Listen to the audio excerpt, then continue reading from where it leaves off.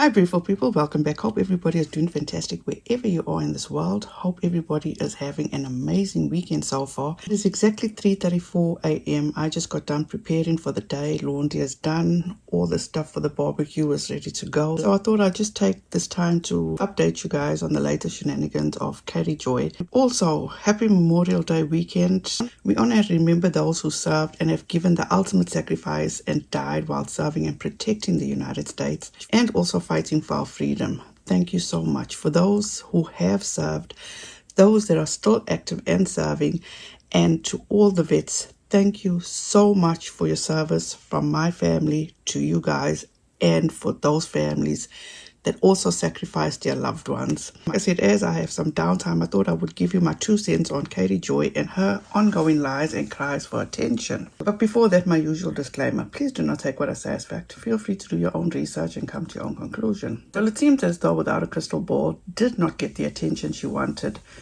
when she was accusing her family of being these monsters and that she was abused by her granddad. But unfortunately, the memory just could not come back to her. Now she is trying to actually out churches and religions and pastors, going back to the drawing board basically. Let me just make myself very clear before I go into this video. I did mention previously that I was raised Anglican and Muslim, and the reason my parents did that was to give us the choice when we got older who we want to serve and the direction we want to go as adults, while still respecting the religion on both sides of the family. And I can proudly say that both my brother and I are Christians, and I will always respect others and what their beliefs are and who they choose to worship. But also, on the other hand, I will not condone anybody that abuses any kind of religion or brings harm to other people through religion. That I will not accept. So like I said, Katie Joy did not get the sympathy she wanted after she revealed that she was allegedly abused by her family members and how they are such monsters, and she decided to go after the church and rehash her alleged traumatic experience she had while attending the church. She also claimed to have attended this church, for 5 years. But before we actually get into what she posted, let me just remind you guys of when Katie Joy first started YouTube and the sick admission her and her husband actually made while on her live about not being Christian and faking it. Yeah. And then Jesse Bear, I would never say that I was actually a Christian. We pretended to be Christians for about 3 years. No, I don't know, a couple years. It was after your mom passed away. Mm-hmm. We were in a really dark place. It was just like such a dark place. Your mom died, my uncle died, and our kid was sick. So that was on YouTube, when you have like a meltdown, or like when something really bad happens, you're like, you have to have your reaction video, and you're like, you guys, I'm just like in such a dark place. I can't believe I had the nerve to do that, you guys. I just need your buy my powder. That's what they do. Okay. Or if you need to publicly break up with someone, you gotta be like. Then she made one of many posts yesterday, to which it says, I actually left a public review today about a church that I was a member of for almost 5 years, called WESTBRIDGE Community Church. I have alluded to the church. I have discussed my experience in a video, but I rarely ever say the church by name. I haven't said the church name frequently because I know that good-hearted members that believe in the mission of the church are enthusiastic to defend the church. I do not fault them at all. I used to be one of them. After watching the new documentary on Hillsong, I felt compelled to rip off the band-aid that kept me mostly silent. Here we go once again. She was never silent about her whole experience. Maybe just the name of the church, but she was never silent about her experience. The church I attended had roots in the Assemblies of God and was inspired by Hillsong Church. They even used the catchphrases from Hillsong of "Welcome Home" and come as you are. I learned that come as you are meant that you can come to them as you are, but that in order to stay, you need to change and conform to their beliefs. They couldn't stand by a church that said they were pro-LGBTQ, but preach from the pulpit that marriage is only between a man and a woman, and anyone that is single must remain celibate. Public school was touted as the enemy. Mental illness was the devil. Women ought to submit to their husbands and allow their husbands to lead their homes. Women are called emotional and incapable of making rational decisions. Members started pushing courtships between their kids. Purity was demanded of anyone that wasn't married. We are encouraged to keep people accountable by reminding our single friends not to have sex outside of marriage. We were told God hates divorce and most marital issues can be fixed by more God. Women are not allowed to lead the congregation. There was no elders, no board, no financial accountability. The pastor's wife was the accountant. Their salaries were hidden from members. They asked members to consider donating to the church by liquidating their retirement funds to help them build their church. Members that needed help from the church were frequently ignored. Feedback or criticism from members to the lead pastor was, if you don't like it here, you can leave. So not stay silent so that you can stay comfortable. Now, first of all, a lot of what Katie alleges here about this church, about the public school, on how women are called emotional and incapable of making rational decisions. Members started pushing courtships. It seems as though now Katie is pushing what she has been talking about from the fundies onto this church, because I've never heard her tell these stories or about these experiences that she had with the church in past posts about it. Then she goes on and she says, there's so much I could say about my time at WESTBRIDGE Community Church. I could write a novel about the hypocrisy, fraud, manipulation, shaming, and hostility that my family experienced. I didn't start out that way. I love this community. I love the people, and I love the superficial goal to help others. But all of that was fake, in my opinion. Every volunteer opportunity for charity required members to often not only dedicate their time, but their money.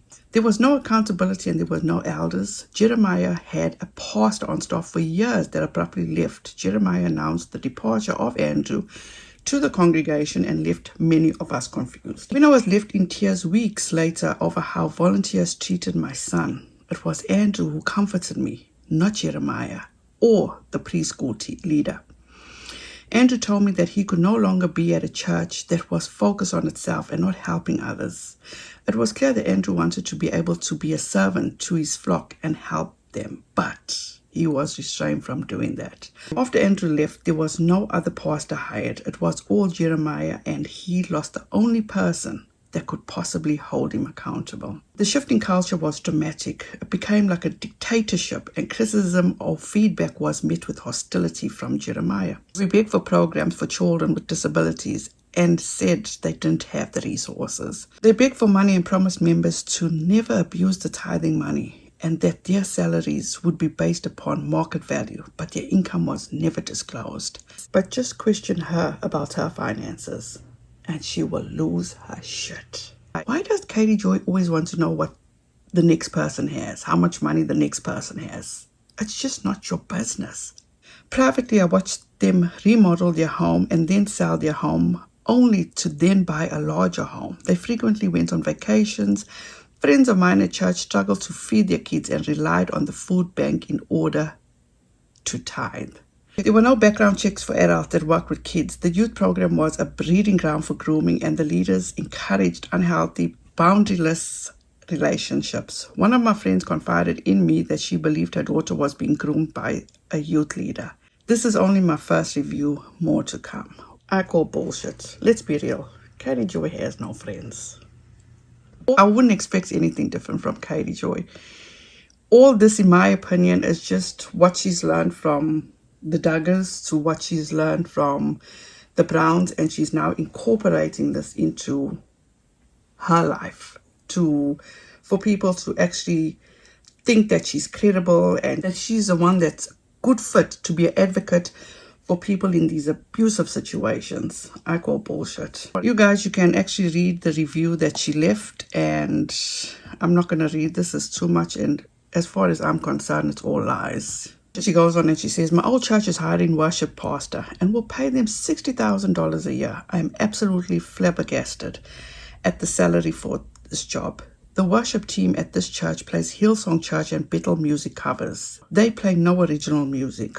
All musicians are volunteers and unpaid. In fact, the church runs a skeleton crew for their staff but has an annual revenue of over $1 million in tithing money. The lead pastor would never disclose to us his salary ever.